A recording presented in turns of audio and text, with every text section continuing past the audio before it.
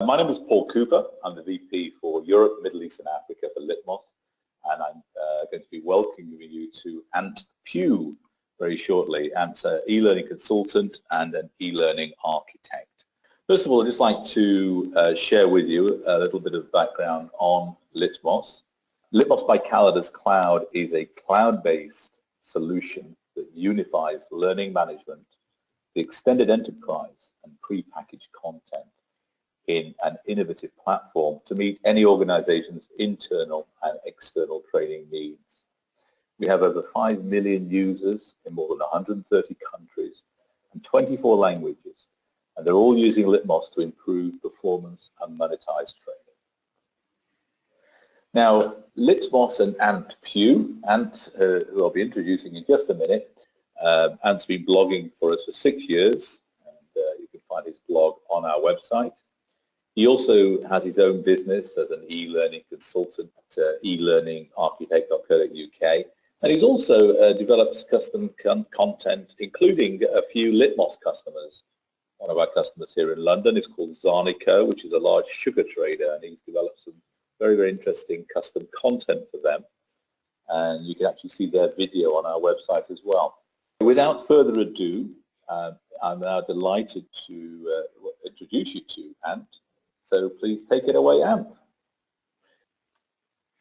Thank you very much, Paul. I really appreciate it. And hello to everyone, wherever you guys are.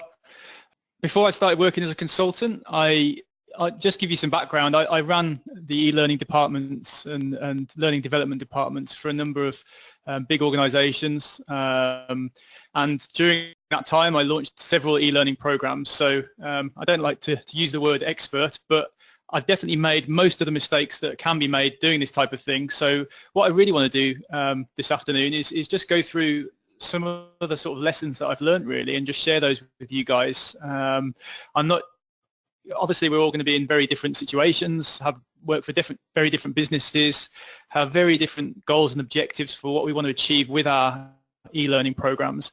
So some of these tips may apply to some of you, some of them may not. Hopefully at least one of them will apply to your situation. But I'm going to try and keep the webinar quite interactive as well, so I'm going to ask you some questions, so make sure you're staying awake wherever you are. Answer the questions that I ask, and then we can get some good feedback from you guys. So just before I get started, I just wanted to mention a free crash course that I've recently launched, which is called 5 Common Mistakes to Avoid When Starting an E-Learning Project, and obviously it's very relevant to what we're talking about today. So it's just a kind of drip-fed email crash course that you can sign up to just by going to this URL, 5elearningmistakes.com, and it'll just go into a bit more detail than I'm going to have time to go into today, but give you a really, some really useful tips into, avoiding some of those classic mistakes that I see many companies make when they launch an e-learning project or an e-learning program. If you sit tight as well at the end of the webinar, make sure you'll stick around to the end. I've got another special offer for you, which hopefully you'll find quite interesting as well. So hopefully you'll hang around to listen to that. So 10 tips. I don't want to take up your whole day, so I'm going to try and stick to sort of 2 or 3 minutes per tip, which will give us plenty of time for questions and answers at the end. So I'm going to start off with a question. I'd like to know from you guys, just type either a Y for yes or an N for no, if you've already launched an e-learning program within your business, or are you part of a team that is already working on an e-learning program that is already being delivered. If you could just type that into the chat window now, make sure you're all still there, and get some feedback from you guys. Right, while I'm waiting for you to answer that question, my first tip is don't underestimate scope. And what do I mean by this? Well, I see so many companies starting off an e-learning project kind of half-heartedly dipping their toe in the water, and quite often, understandably, e-learning is a bit of an unknown quantity if a company's never done that before, and the company's maybe a little bit unsure about the amount of return on investment they're going to get from investing in this type of program. But most companies underestimate what it takes to launch a successful e-learning program. Now, anyone can kind of go away and download sort of one of the rapid authoring tools like Storyline or Captivate, and the LMS platforms these days, Litmos included. Some of these platforms are incredibly easy to get started, and you can pretty much sign up for a trial, upload some content, and away you go. But that really is the tip of the iceberg, and what we're looking for here is not just to launch an e-learning program, but we're looking for a successful launch, and we're looking for a successful program over a long period of time. So what is success? That's obviously a very subjective word, and we're all, as I said at the start, we've all got very different projects, very different goals and objectives of what we're trying to achieve by delivering training online. And the first, if I go back to my experience, the first e-learning program I ever launched, my sole aim really was to create a resource that was going to be valuable to the audience. And in that example, the audience was a mixture of customers and employees. So we were using the learning management system to deliver training to a network of customers who were located worldwide, but also a network of employees who needed to access same information and a lot more. And the aim was to really deliver something that in my head, actually, what I really wanted was, my ultimate goal was to see those employees and those customers bookmarking the LMS and going back to it on a regular basis. So not just becoming a platform that they went to kind of once a month or once a quarter when they decided they needed to finish some training to get ahead of the curve or to get a good review at Christmas. It was to become a place where they just visited regularly and they got constant value from it. And that was kind of, in my mind, success. And obviously, as I said, that differs for many of us. But I wanted it to not just be about learning new things and not just about kind of the more traditional training courses, but I wanted to create something that would provide on-the-job answers. So if somebody had a quick question they needed answering, rather than going to the intranet or rather than going to speak to their colleagues or their managers, they could just quickly access this resource and they would find what they were looking for. So quite often launches can become a bit of a big fanfare, and then after a few logins, people don't come back. So it's really important to have an ongoing strategy for creating content, and that includes creating a strategy around which new content you're going to upload to that platform once you've launched the platform. So go think about 6, 12, 18 months down the line. How are you going to improve and refine the content you've already got on there, and how are you going to make sure that content is relevant to people? Because one of the key things here, I'm going to use this word probably quite a lot today, is the stickiness. How are you going to get people coming back to this platform and increase the stickiness of the platform? And at the end of the day, if we want to create a successful platform where people are visiting over and over again, we're going to have to make sure we use techniques to get people to come back time and time again. So these days you'll hear the buzzwords in the industry: social learning, gamification. These are techniques that we can use to really help people come back to visit that platform over and over again. And all these things I'm talking about requires a lot of energy, a lot of time, a lot of emotional investment, a lot of financial investment. And if we want to see this project be a success in the long term, we need to look at it as a long-term project and not just something we're going to kind of half-heartedly try. And at the end of the day, I'm not sure what your job roles are. Some of you will be training managers, I'm sure. Some of you will be learning and development managers, maybe instructional designers, e-learning developers. Probably got a real mix of people listening today. But at the end of the day, your reputation's on the line. And for this project to be a success, you want to make sure it's a success in the long term. So please don't underestimate how much work is involved with an e-learning program like this. Tip number 2, remember that the content and the platform are independent projects. Now, I always try and use YouTube as an example when I try and explain this concept. And if we think about YouTube, most of us, I'm sure we've all used YouTube. I would be surprised if any of us haven't used YouTube in the last 3 or 4 weeks. It's the second biggest, I found out the other day, it's the second biggest search engine now, YouTube, which was quite a surprise. But it makes sense, doesn't it? Most of us, if we want to find something out, we'll jump onto YouTube and we'll go and find the answer to the question we're looking for. But if we think about YouTube, obviously, watching TV or watching videos is a very different kettle of fish to online training. But actually, the experience that we have when we log onto a platform like this is very seamless. We log in, we can see the videos, we can see the platform, and it feels like we're using, one system. And that's the same thing that we want to our learners to experience when they log into our e-learning platform. We want it to feel like a very cohesive single experience. But what we actually have is 2 very separate projects here, and we need to break them down as such. If we look at a typical sort of digital learning project, we need to break it out into this content and platform, and they're essentially 2 sub-projects. And the reason that we need to think of them as 2 sub-projects is that there's very different skills required for undertaking each of these projects. So if you think about it, On the content side, if you're creating content, you might be a learning designer or an instructional designer or an e-learning developer. Your skill set is going to include instructional design, graphic design, content development and content production, the ability to work with subject matter experts. Now, if you compare that to the sort of skills you would require for working on the platform side of things, the platform side of things, you're going to need more technical skills, you're going to need more administrative skills, the ability to work with the IT department, you're going to be analyzing data, you're going to be reporting on that data analysis. So it's quite a different skill set there, and a great example, if I go back to the first time I launched an e-learning program, within several weeks of launching the program, we saw quite an impressive uptake of people using the system, and people coming to us and asking for more content and more reports and more functionality within the platform, which was fantastic. But we were kind of a victim of our own success, really, because we hadn't really anticipated so much demand for this.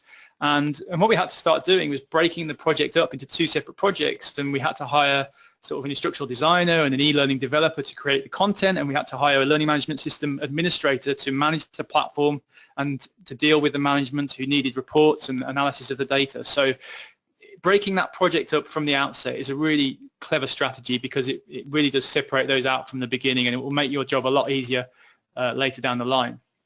I'm just going to ask another question here, guys, and I thought it might be easiest to type a one-letter answer. But in your job roles, if you could just type into the chat window, are you responsible for mainly the content, for the platform, or for both? So just type a C, a P, or a B, and it'll be interesting to see if there's a mix of the three there. Yeah, and your first question, you had about 2/3 of the people say yes, and about a third say no. To answer you first, so we've got lots of C's, a few both, and lots of B's. Oh, both, yeah. So mainly both, okay. A lot of both, a lot of people do both. Well, that's really interesting, because that's actually what happened with me, and I was drafted into my first company as a kind of jack of all trades. You know, essentially I was an e-learning developer, and I was somebody who created the content, but quite quickly I realized I had to turn my hand to implementing an LMS as well, which is a very different skill set. So being adaptable is really important, but setting these projects up as individual projects right from the outset, and making sure that management understand that they are two very different projects, it's a very sensible thing to do from the beginning, and it will help you really make a success of the whole program if you've really differentiated between those two projects. So thanks for that feedback, Paul, that's great. And thanks for everyone for answering.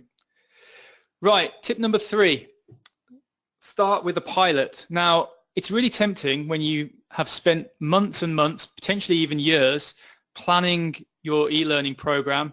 It's really tempting to think to yourself, right, it's taken me ages, I'm already behind deadlines, I need to get this out to as many people as possible.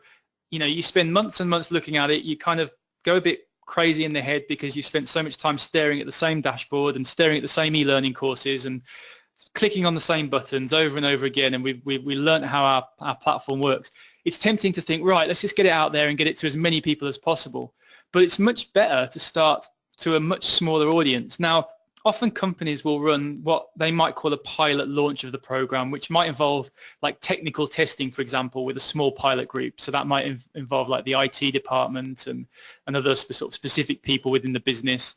And that's usually a combination of doing things like testing the content and the platform behavior within different internet browsers, testing things like different virus programs and different firewalls, and if if content is going to load up, if these different pieces of software are working, and testing different internet speeds, stuff like that, which is obviously a really sensible thing to do. But what I'm talking about when I talk about a pilot is launching the content, or launching a sample of the content to a sample group. So I always used to choose about 100 people. I don't know where I got that figure from, but it seemed like enough people to get a kind of a good cross-section of people using the content. And then what I used to do was I used to try and assess, and I'm sure there's better and other ways to do this, but this is the way I started doing it. I started off with getting some feedback with their experience with the content in an online survey format. So I would use something like, you've probably heard of Wufoo forms, or the one I use is called Typeform, which is a really good tool for just asking sort of survey questions. You can just send a link out and ask people these questions. An even better way to get feedback is to talk to people face to face. So if you've got 100 people, you could potentially go and sort of interview them one at a time, or jump on the telephone and see if you can get some feedback. And obviously you have to be aware that because you're responsible for the project, they may not want to give honest criticism because they feel like they're they're maybe hurting your feelings, but maybe they wouldn't be. Maybe they'd be quite happy to be honest and tell you it's crap. But that's obviously for you to figure out the best way of doing that. But the very best way I've found to get feedback from people and to analyze people's experience of using the platform is to actually watch them using it. It's just so fascinating. I don't know if any of you have ever done this. Maybe just type a Y into the window if you've into the chat window if you've done this before. But if you've ever designed a piece of training or online learning and you've actually sat and watched somebody using it, you learn so much from seeing their experience, because the things that you find are kind of common sense, they might not think are quite so obvious. And as I mentioned before, quite often we'll sit hours and hours in front of these e-learning courses or these training interactions that we've designed, and we just can't see the wood for the trees because we've become so immersed in them. But watching somebody else use the platform, it might be the LMS, it might be the course, it might be a relationship between the two of them. It's so interesting and you'll learn so much. And I'll tell you a quick story. When I first launched my very first e-learning program, there was a feature within the LMS called categories. No, sorry, it wasn't called categories. It was called catalog. It was like a course catalog. And what happened was we uploaded the content into the course catalog, and then from a user perspective, they had to enroll in the content from the catalog side, and that would give them access to it in the platform itself. And I was walking through the office one day and I kind of glanced over and I saw somebody using the LMS that I'd launched probably a few weeks previous. And I was immediately kind of filled with pride, and I was so happy to hear that to see that somebody was using my LMS, and it wasn't somebody I'd asked to use it, they were just using it, and it was great. But then I looked a bit closer and I noticed that they had only enrolled in one course. And I think with this particular department, we'd actually made available kind of like 20 courses worth of information when it was launched, something like that. I can't remember the exact figures, but they were really not using the platform to the best of its ability, essentially. And I went over and I spoke to the guy who was using it, and I said to him, why have you only enrolled in one course? Did you not know that you had all this content available to you? And he simply said to me, well, I didn't know I was allowed to enroll in those because they were in this catalog, and I didn't know what I was allowed to enroll in. And it was something that was so simple to me, but if I hadn't have seen him doing it, and if I hadn't actually watched him using the platform, I'd have never realized that that was an issue. And I might have found that 95% of the workforce had the same issue and weren't accessing the content. So it was really interesting to see that, because without having seen somebody using the platform, using the content, I really wouldn't have learned from that. And that really taught me a lesson that I need to go out there, see people using the system, speak to people, get their feedback, find out what they don't like. And that's the key thing, is to ask them what they don't like. They're all going to give you the positive stuff. Yeah, we like the graphics. Yeah, it was interesting and we learned a lot. But when you can dig in and find out what they didn't like, that's where you're going to get the really juicy stuff. And you can use that feedback to go back to your platform. And when you eventually do launch it to a bigger audience, you're really going to know that you're going to hit the ground running, because you'll have optimized all those little problems that you've identified in your pilot. Tip number 4, put your weapons down. So what do I mean by that? Well, it's very tempting when you're tasked with delivering e-learning to kind of go out there and to research all the best tools before we do anything else. I'm going to ask another quick question here, guys. And I want you to be honest now. How many people here have downloaded the free trial of something like Storyline or Captivate or one of the other rapid authoring software, and then decided after a week of kind of fiddling around with it that they just didn't have time to learn how to use it? Or maybe you'd asked one of your team to learn how to use it and they didn't have time to learn to use it. So we're getting yeses and nos. We'll know that for next time.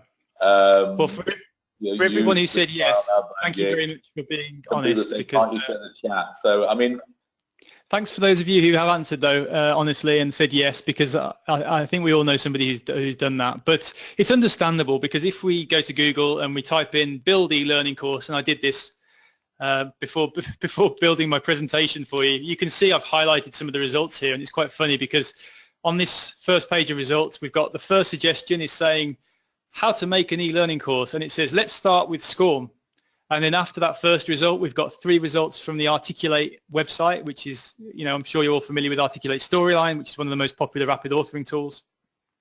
And then down the bottom, we've got our last result, which is Easy Generator. It's another piece of e-learning software. And, you know, if we take a bit of a step back, you know, and I'm talking about not choosing our tools first. If we take a step back and think about what are we trying to achieve when we're delivering our e-learning platform or our e-learning program, what are we actually trying to achieve here? Well, we're trying to deliver useful information, and that may be for a number of reasons. We might want to reduce the amount of classroom training we want to do. We might be replacing classroom training. We might be replacing messy kind of network drives or intranet pages where you've got sort of random information all over the place.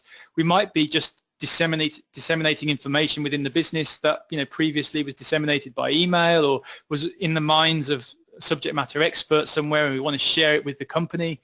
We're essentially trying to train people. We're trying to help people learn. We're trying to help people have access to information. And I think it's sometimes easy to slip into the habit of thinking, oh, e-learning, it's got to be some fancy, whizzy, interactive type content just because, you know, we're calling it e-learning. Yeah, and question. I've got some questions coming up right now, so that's good. So Hillary asks, how much time approximately from content creation to launch? What is a reasonable project timeline for a single module course compared with a multi-module course? Paul, could you just repeat the first part of that question? I didn't quite catch what you said. How much time from content creation to launch? What is a reasonable project timeline for a single module course compared with a multi-module course? Well, that's a very difficult question to answer, because obviously I don't understand the amount of content within that module. I mean, if we look at a module, I would probably guess is about a 20 minutes worth of content, you know, and I'm sure Hillary can give me a bit more. Maybe I can have a chat to her after the webinar. But, you know, let's say we've got a 20-minute module and we want to deliver that to, you know, our audience. I mean, and actually this ties in really nicely with what I was just about to talk about. So, yeah, it's a great question to ask now, and I'll kind of try and answer this question in a roundabout way. But, you know, I'm assuming Hillary's talking about a kind of an interactive e-learning module with all the bells and whistles. You know, you maybe built this in Storyline or Captivate or one of these tools like that. Now, it's very, you know, if you're talking about launching a whole LMS platform with just one 20-minute module, yes, it might fulfill the purpose of being able to deliver that content to, you know, your audience. Might be 50 people, it might be 500 people, it might be 50,000 people. I don't know what, you know, who your audience is, but yes, they're going to access that content. Yes, it might be a great course. They might finish it. They might all pass the test. Fantastic. But if you're just launching one course and that's taken you 2, 3, 4 months to create that in the first place, what's going to bring that audience back to that platform, you know, next week or the week after?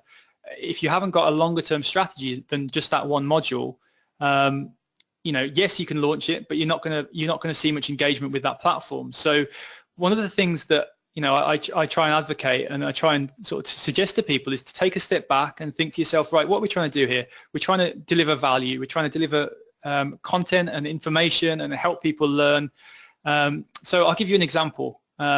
This is something I've had success with in the past. Now, I was in this situation. I had a platform I needed to launch, and I had a lot of I had a limited amount of information, and I didn't feel it was enough information to launch a platform with, because I didn't think people were going to come back and use the platform with just, you know, a handful of what we might call modules or courses. So a great way to add immediate value to your library is to, in our situation, was to convert classroom courses into video-based training. And what we did is we asked our presenters, our trainers, to if they would mind if we were to film them, record the training.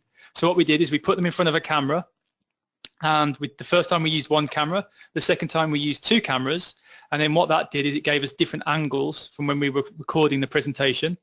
Then we got a bit more clever with this and a bit more cute, and we added a high quality microphone. So this was like a lavalier lapel microphone that clips onto the presenter's suit or jacket, and having high quality audio, it makes so much difference. I'm sure you'll, you know, when you watch YouTube or you watch a video, it's so much better when you watch somebody who's got a high quality audio. It's more important actually than having high quality video.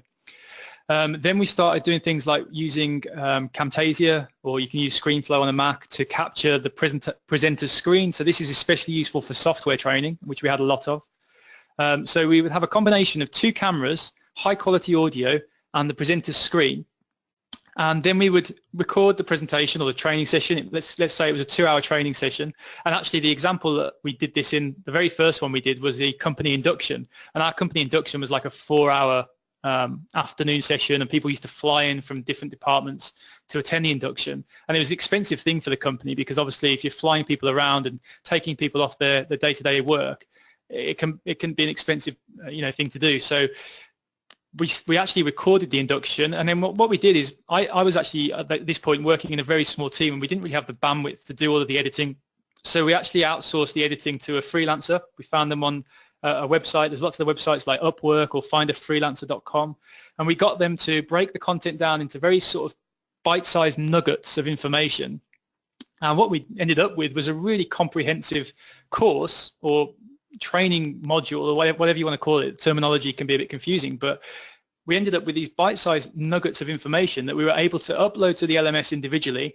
And it looked a little bit like this, and I've just brought a mock-up of an LMS dashboard here, and what you can see here is our course that we've broken down into small nuggets. And can you see how much more value there is now on our platform because we've added this content, and we haven't gone too crazy with thinking, oh, we've got to use Storyline, we've got to use Captivate, it's got to be Hollywood quality production. This was a very crude, kind of, you could almost call it a kind of dirty production.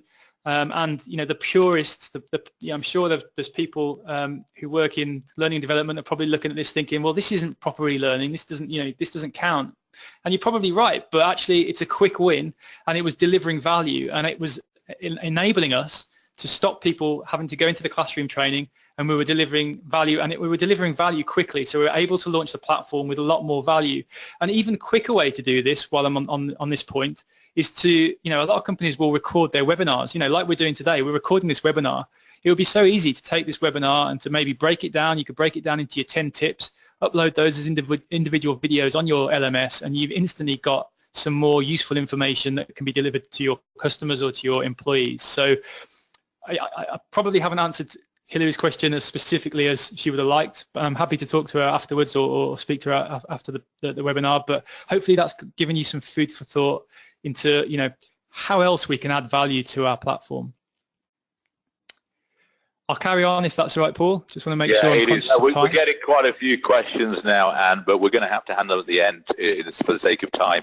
So I think you'll need to leave a bit of time at the end, Anne, for the questions, but please crack on for the moment. Okay, well, we're nearly halfway through, so I'll try and get through the next six a bit quicker. My next tip is optimize your content to create an incredible user experience. And this aligns actually very closely with what I was just talking about, so I won't spend too much time on this one. But quite often, and a lot of you have already said that you're designing the content, and some of you have said you're responsible for content and for the platform as well, which is great. But quite often, and this happens a lot if you're outsourcing content to third parties or you're buying off-the-shelf content, quite often the learning designers are not familiar with the final platform that the content is going to be hosted on. And what this means is that end user experience isn't necessarily as good as it could be. So let's have a look at an example. We'll bring up the same LMS dashboard that we were looking at before.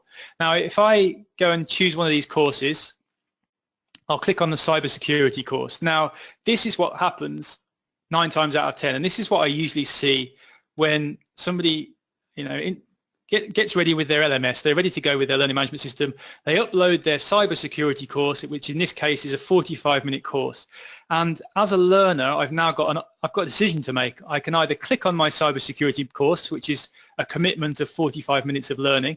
And a quick tip here, guys: if your LMS doesn't have the functionality to show the duration of the course, simply type it into the title of the course name like that, and it gives your learners a visual indication of what they're about to click on, and it's just a bit better from a user perspective. But this, we're getting a visual indication here of how long this course is going to last.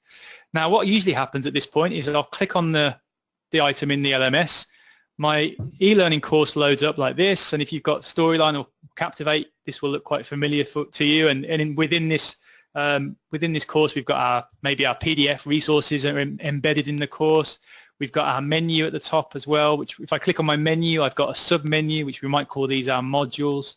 If I click on one of the modules inside that, we might even have excuse me, can't speak properly. We might have a sub-menu which shows our lessons. So all of our menu is embedded in this e-learning package, which, if we think about it, is this the best user experience that we can give our learners? What could be a better experience? And I'm going to show you a different example. And I've given the game away because I showed you in the last example, but if we click on cybersecurity again this time, we've got the same course, but we've broken it down into lessons, and we've broken it down into modules, and the lessons are within those modules.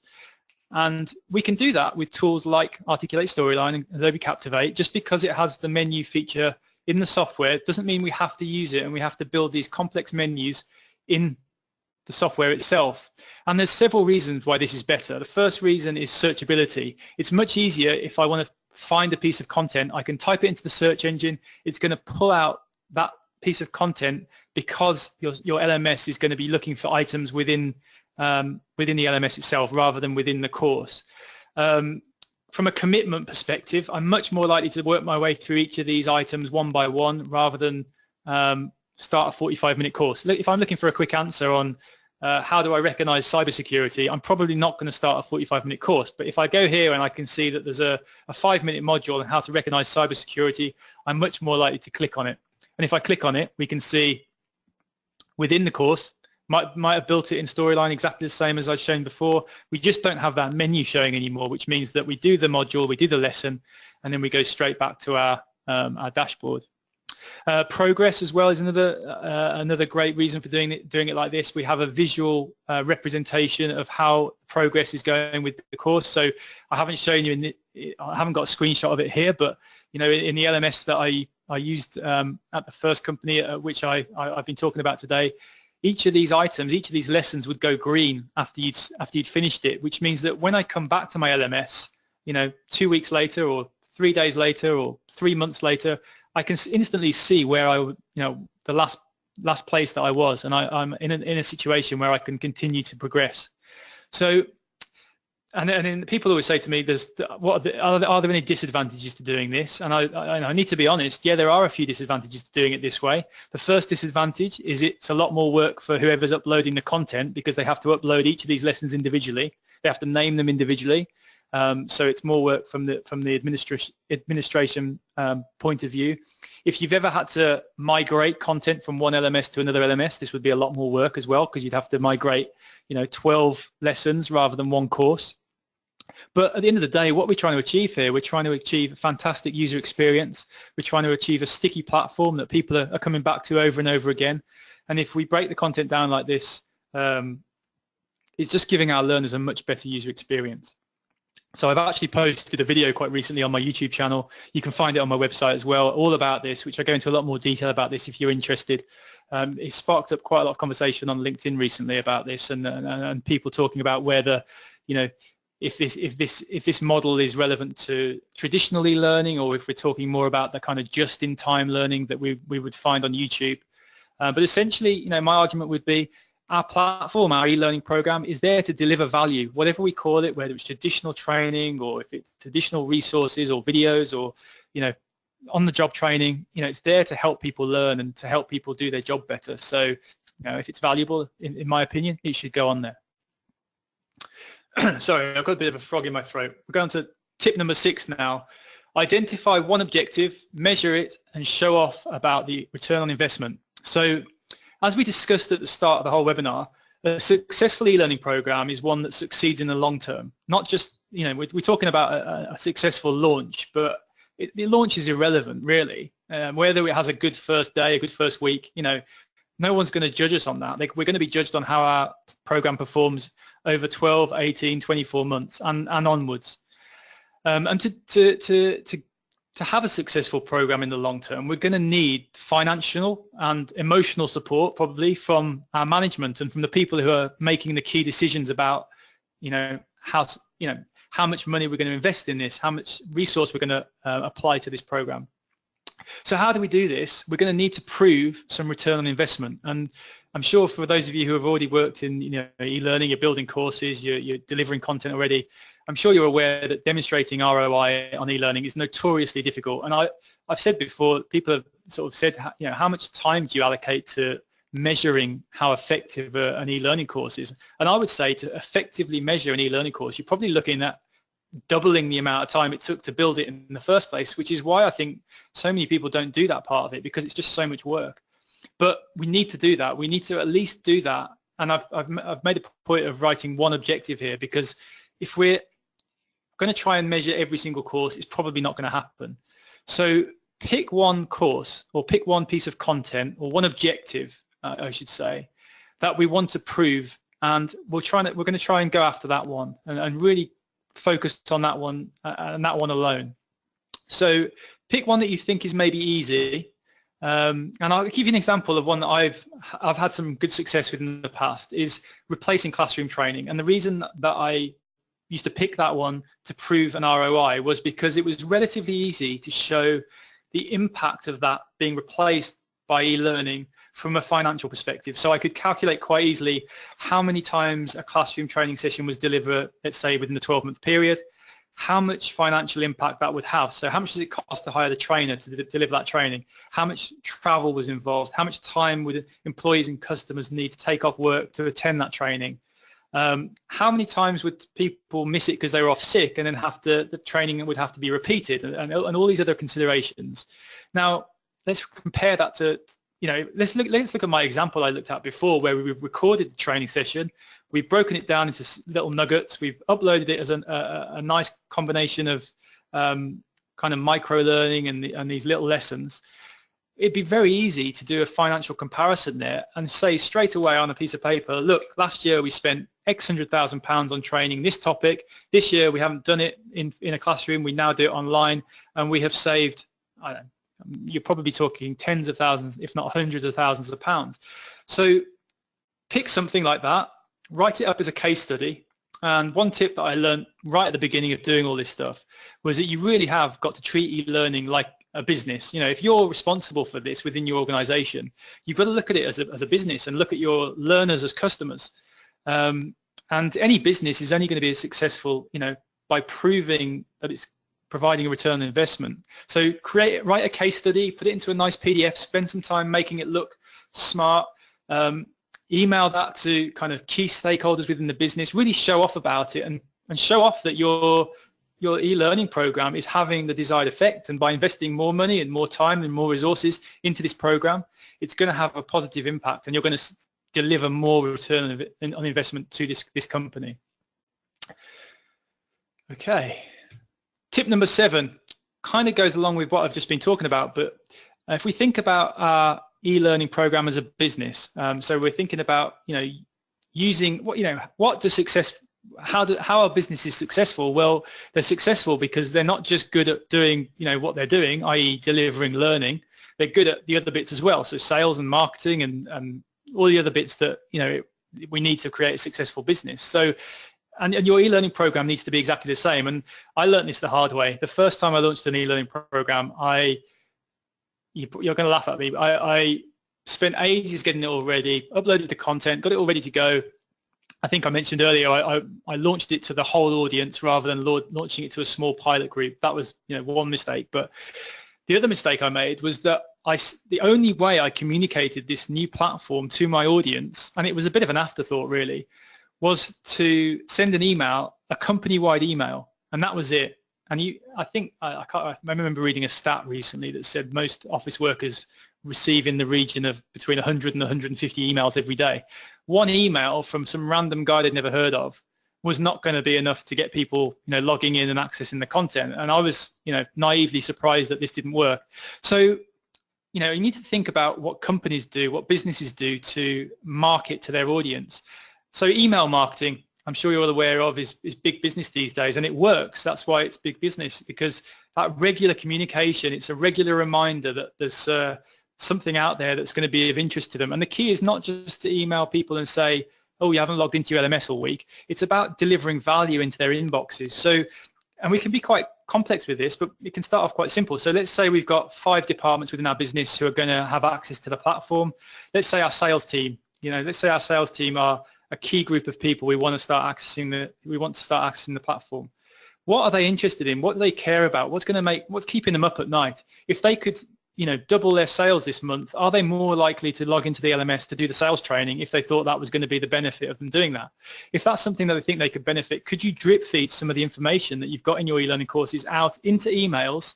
And there's some really clever technology out there now that you can just do this all for you, like marketing automation tools that are very simple to use, very, very cost effective. And you can drip feed this information out to your audience and get them excited about this content. And simply a link in that content, they can click on the link, it takes them into the e-learning, the piece of e-learning that you're advertising, and you're starting to become front of mind for people, and you're delivering a service, and you're out there, and you're promoting yourself. So that's just one idea, and there's lots of different ideas that you can think of, I'm sure, about marketing, but I'd say it's a mindset shift, and it's all about thinking about your e-learning program as a business rather than just somebody who wears a learning and development hat. My next tip is to create a network of e-learning champions, and this goes along nicely with what I've just talked about. Now, it's very easy to think to yourself, okay, I'm in charge of learning development, I'm in charge of the e-learning program, it's my job to go and promote it and to put content on there and make sure people are using it and that kind of thing. But it's so much easier if you've got other people doing this for you, and you can really focus on creating content, optimizing the platform, whatever it is, building the content strategy that you need for the future success of a platform.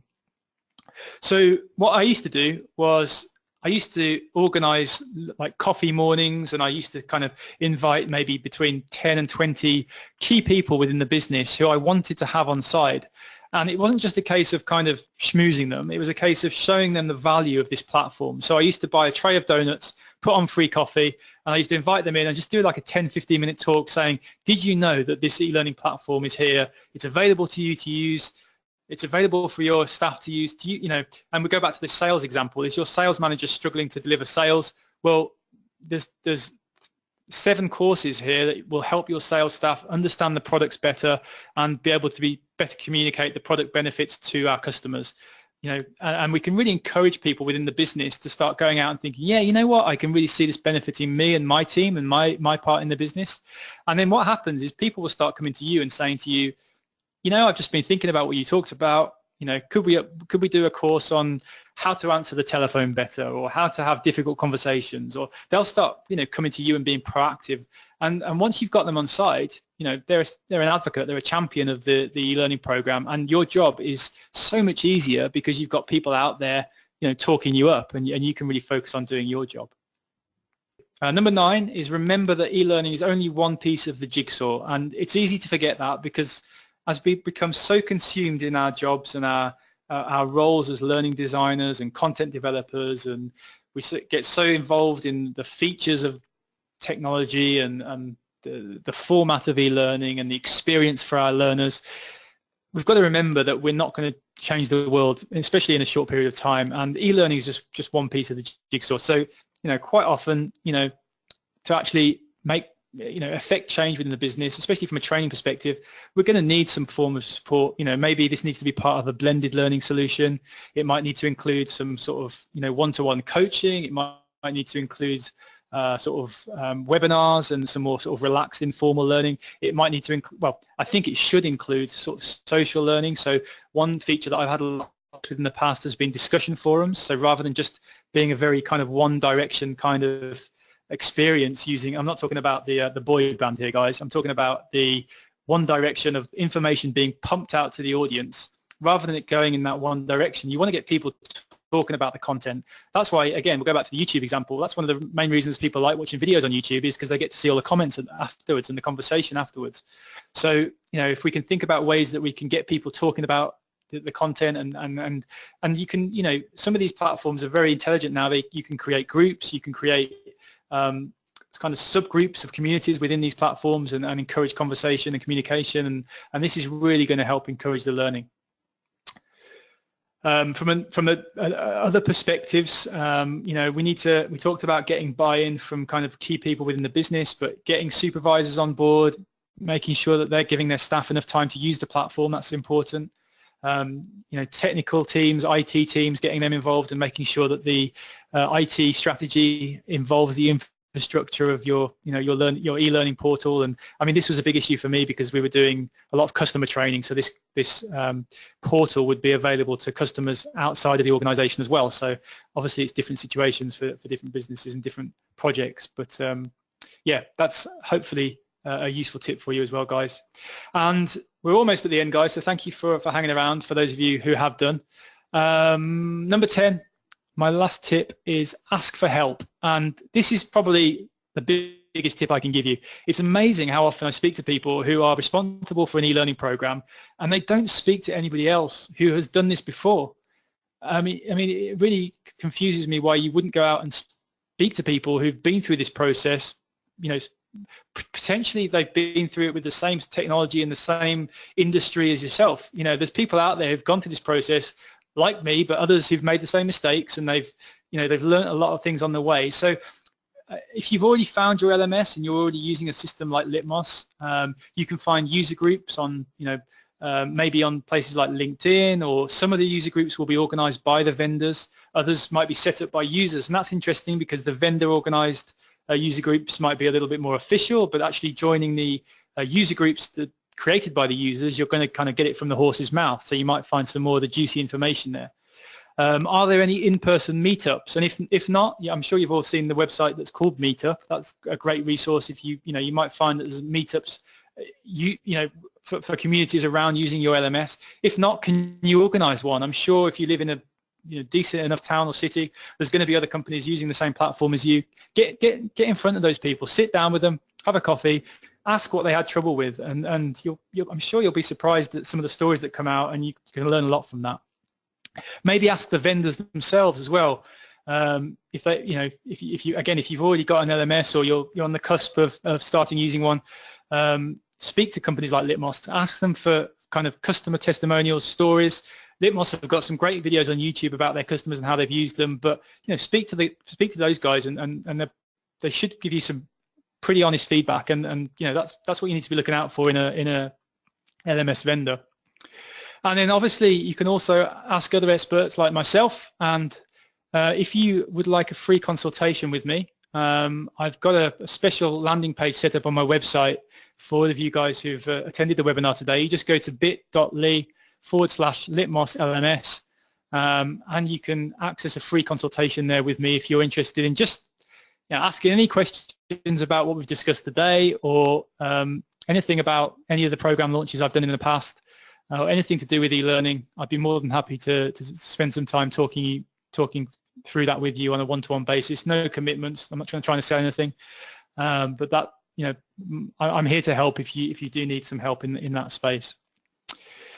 And then just bring up my 5 mistakes crash course I mentioned at the beginning.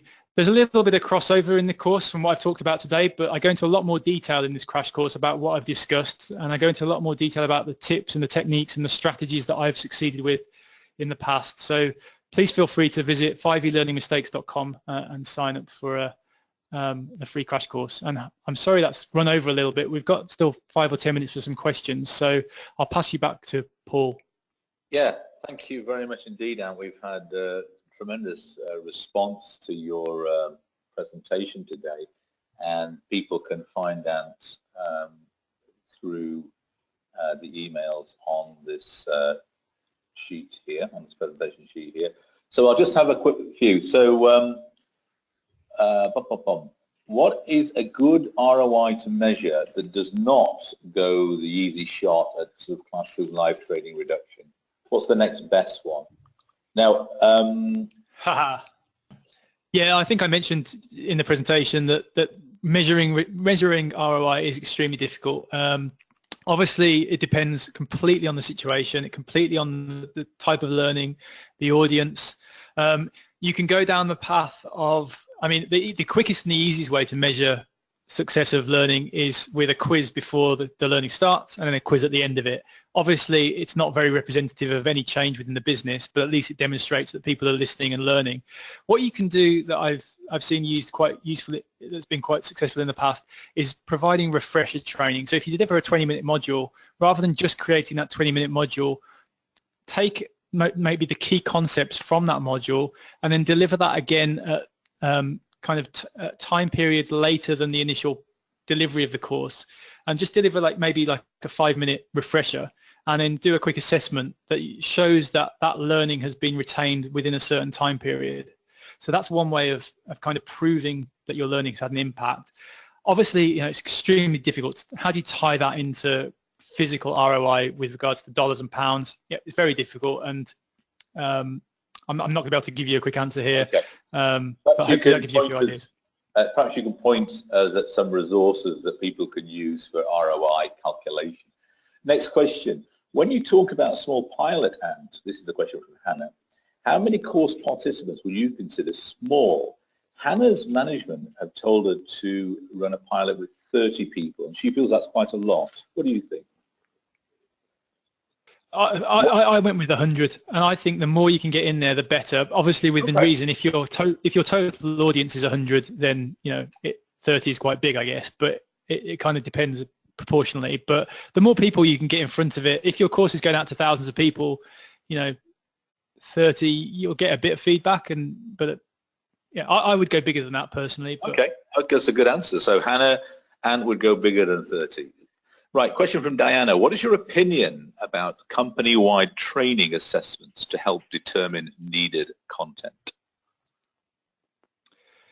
Yeah, I think it's great. I mean, it's not putting that decision in the hands of the people who are receiving the training is a lot better than trying to dictate it from a central learning and development resource or central location. At the end of the day, this learning is for your audience, so why not ask them what they want and what they need. Yeah, and we're getting a few more questions about ROI, so I think it'd be useful to direct people to some resources for calculating ROI. I think we won't talk about it now, but you can. I think that'll be useful. Okay. Yeah, of course.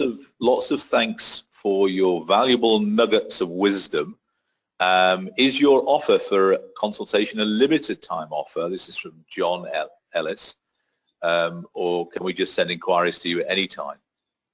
Yeah, you've got 60 seconds starting now. I'm just joking. No, it's open. It's open indefinitely. So yeah, I won't be taking that offline anytime soon. Okay. All right. Fine. Right. Tim's asked a couple of questions. Tim's question, I can't quite work it out, is name a marketing drip service or another separate person.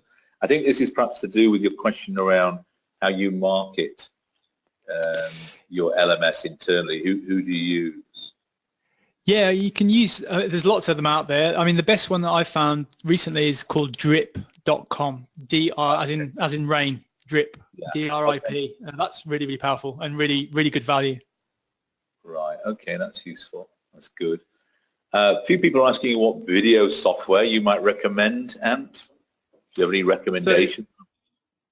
So I love Camtasia, not just because it's great for screen recording, but it's also a really powerful video editor. So if you want something that kind of does everything, Camtasia is great because it does your screen recording, it captures your software kind of training, but then you can also use it for like importing normal videos from your phone or from your video camera and editing those in as well. So the example that I showed you with the 2 cameras, the lapel microphone and the copy of Camtasia, you can edit all of that with Camtasia.